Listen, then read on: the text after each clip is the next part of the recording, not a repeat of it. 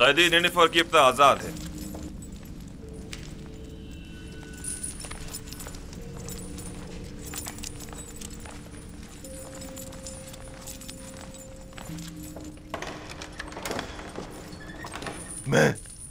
मैं आजाद हूं।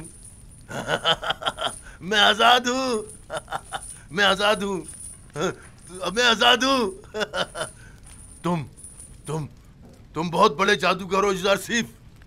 पूरे मिस्र में तुम्हारा कोई सानी नहीं है।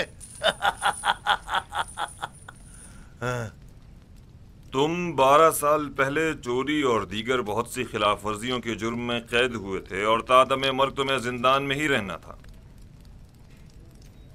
लेकिन काहिनाने माबद आमून की दरखास्त पर तुम्हें आजाद किया जा रहा है। उनका ख्याल है कि तुम राह रास्त पर आ जाओगे और बजाय शरंगेजियों के माबद आमून की खिदमत अंजाम दोगे।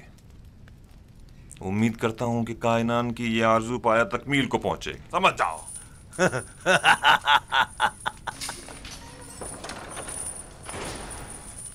ज़ारसीफ की ये बात भी सच साबित हो गई। इसके लिए मेरी अकीदत व ईमान में रोज़ बरोज़ इजाफा होता जा रहा है। ये तमाम निशानियां उसके पैगंबर खुदा होने की वाज़ेह दलील हैं।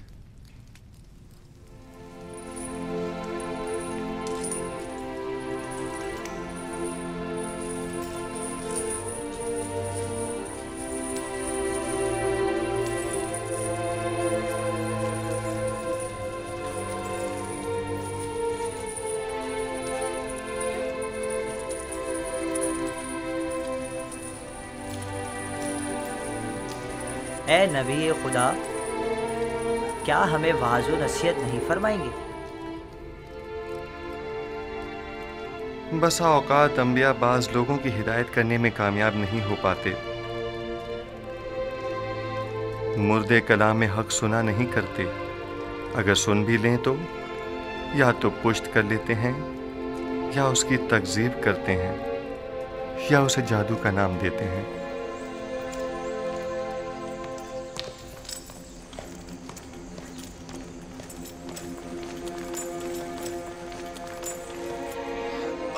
आली जनाब, क्या हुआ? कुछ नहीं, मैं ठीक हूं। चलो।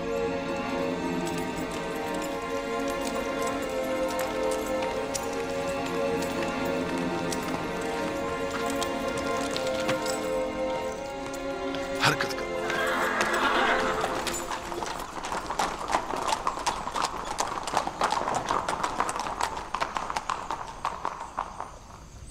आली जनाब, नील के किनारे की जरखेज जमीन के कुछ हिस्से जिन पर कब्जा कर लिया गया था वो उनके मालिकान को वापस लौटा दी गई हैं, लेकिन काहिनान माबद अपनी खुदसरियों और जारहाना कार्रवाइयों से बाज नहीं आ रहे।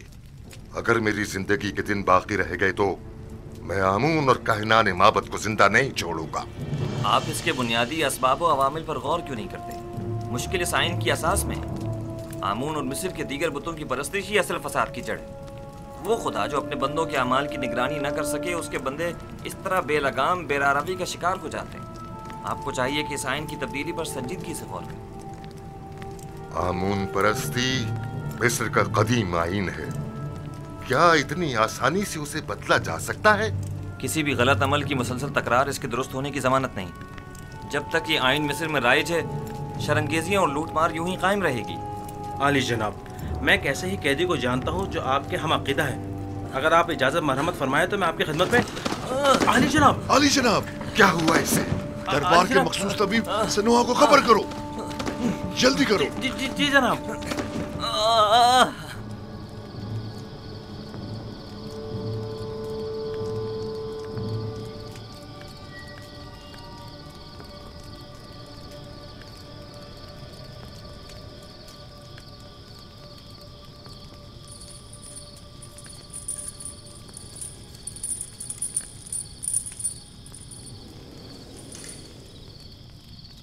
बीनारूस को तो अब तक आपका पैगाम आमून हो तब तक पहुंचा देना चाहिए था, तो फिर क्यों नहीं पहुंचाया? शायद वो भूल गया हो। क्या ये मुमकिन है कि इतनी अहम बात बीनारूस इतनी आसानी से भूल जाए?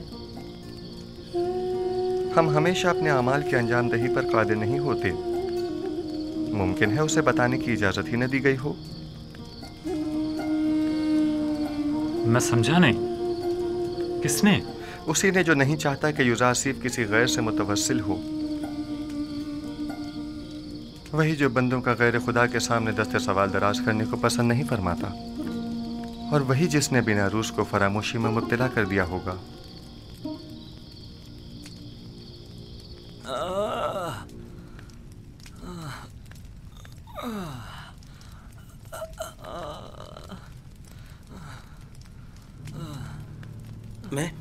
मैं क्या कहना चाह रहा था? किसके बारे में कहना चाह रहा था? ओफो, वली अहद आमून होतब की तबीयत खराबी ने सब कुछ भुला दिया।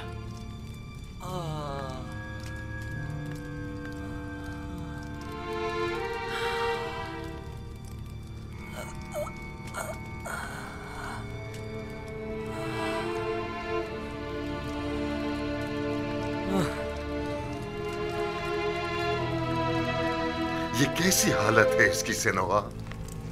आप माहिर तबीब और सर और दिमाग के अमराज में तजर्बा और महारत रखते हैं, तो फिर हमारे वली अहद की बीमारी की तशखीस क्यों नहीं कर पा रहे? बसा औकात माहिर और तजर्बाकार मुआलिज भी बाज़ बीमारियों के इलाज से आजिज होते हैं, और ये बीमारी उन्हीं में से एक है। आपके ख्याल में जवान वली अहद की बीमारी मिर्गी है या बेहोशी?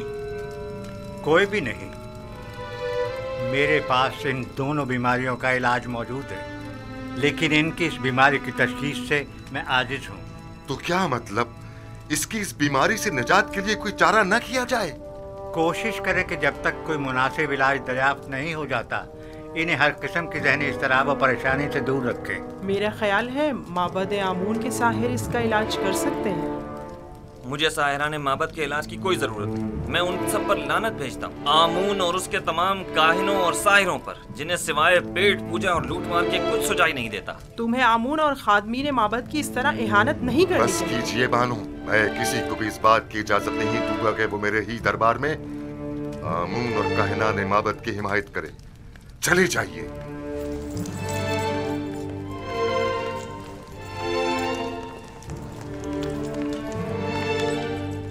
जब तक माबद आमून के मुखबिर बानूदी की सूरत में हमारे दरमियान दरबार में मौजूद हैं, उन्हें कभी शिकस्त का सामना नहीं हो सकता।